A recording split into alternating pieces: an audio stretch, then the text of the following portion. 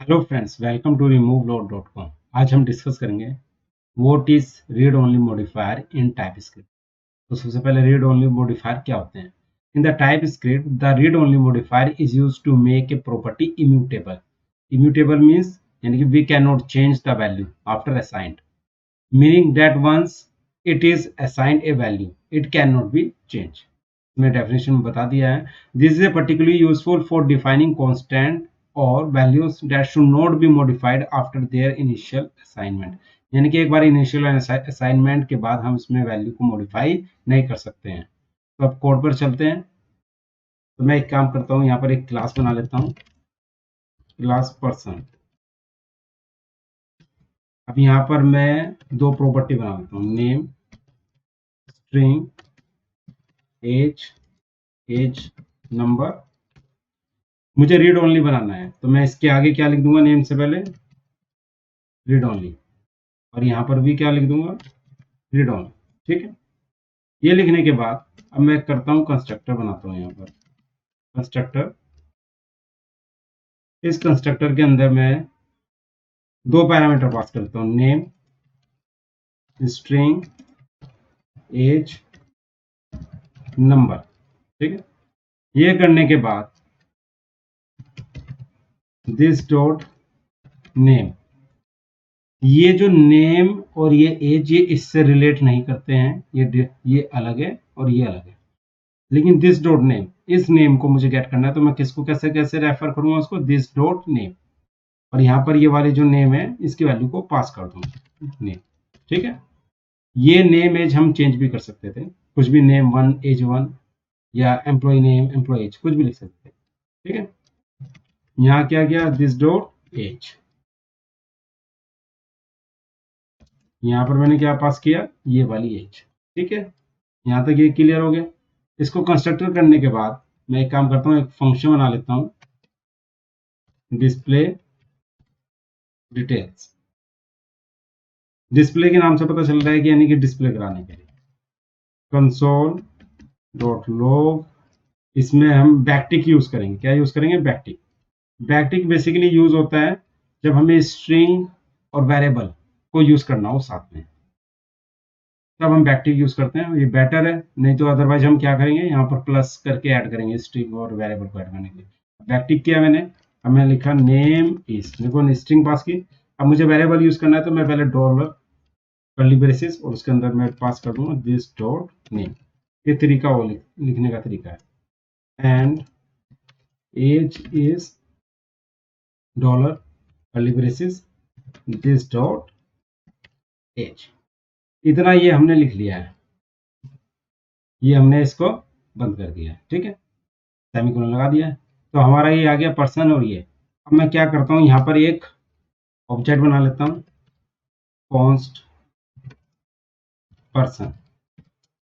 और ऑब्जेक्ट किससे बनाते हैं, न्यू कीवर्ड से। किस क्लास का बना रहा हूँ, पर्सन का।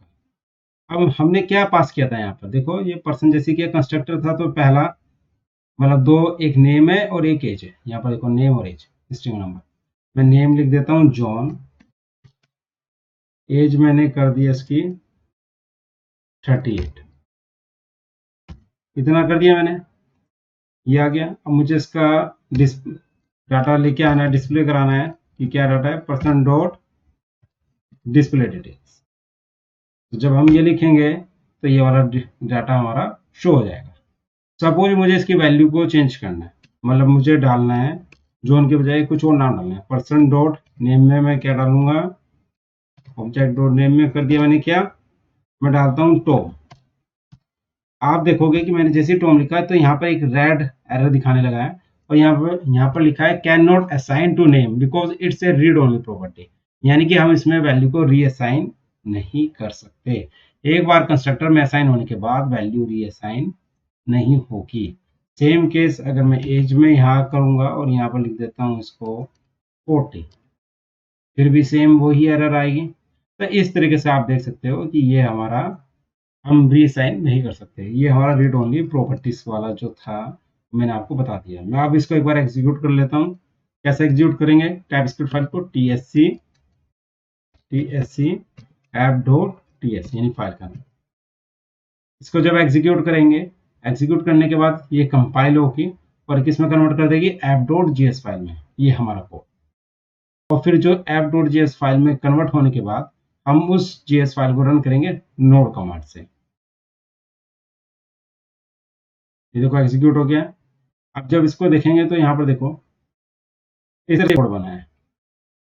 और हमने जो कोड लिखा टाइपस्क्रिप्ट में, इसने इस तरह से बना दिया इस कोड को प्रोटोटाइप यूज करके।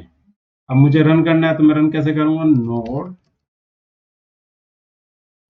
app.js, name is John and age is 38। तो ये आपको क्लियर हो गया होगा रीड ओनली प्रॉपर्टीज जो यूज किया है, यानी कि रीड ओनली मॉडिफायर्स।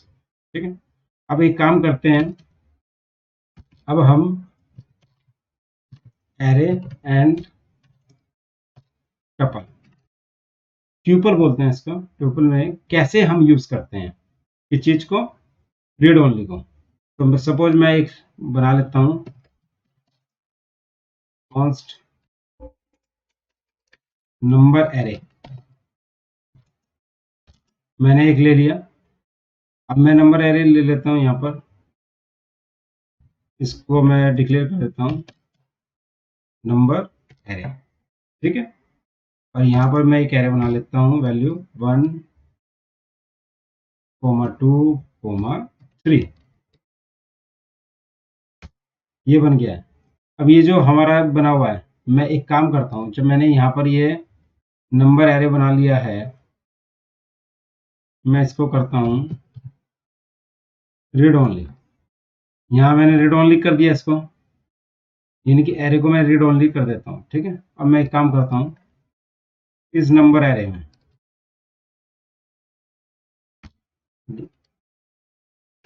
इसके 0 में कोई भी वैल्यू और डालना चाहूँ, सपोज मैं 5 ऐड करना चाहूँ, तो यहाँ पर क्या दे दिया इसने, number array read only number only permits reading, यानी कि हम इसमें वैल्यू को रीअसाइन नहीं कर सकते। ठीक है, रीड ओनली की वजह से। ठीक है, तो ये आपको समझ में आ गया होगा। ऐसे ही हम 0, 1, 2, 1 में भी यही, 2 में भी यही, तो इस तरीके से ये आ जाएगा। अगर मैं बात करूं टपल की, मतलब ट्यूपल, तो यहाँ पर मैं एक काम करता हूँ, ट्यूपल बनाना है मुझे,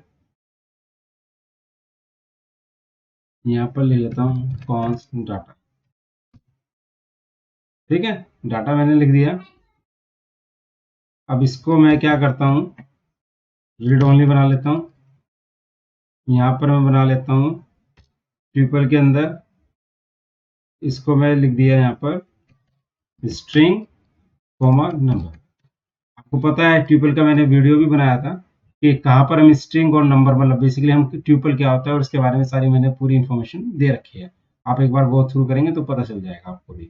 तो मैंने अंदर सिर्फ 2 पैरामीटर पास किए हैं, पहला वैल्यू स्ट्रिंग होगा, दूसरा नंबर होगा। ठीक है, अब मैं यहाँ पर असाइन कर देता हूँ, पहला हो गया हेलो, और यहाँ पर मैंने वैल्यू 5 कर दी। ठीक है, लेकिन ये रीड ओनली है। सपोज मुझे यहाँ पर वैल्यू चेंज करनी है, मैं क्या कर रहा हूँ, यहाँ पर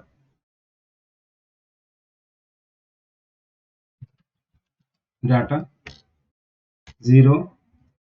0 में मैं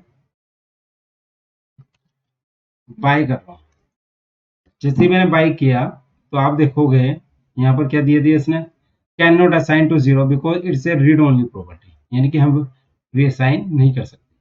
तो इस तरीके से आपने देखा होगा कि एरे के अंदर, ट्यूपल के अंदर या क्लास के अंदर हम कैसे रीड ओनली यूज कर सकते हैं और उसमें हम रीअसाइन वैल्यू को नहीं कर सकते हैं। Thank you for watching my video and kindly subscribe my channel.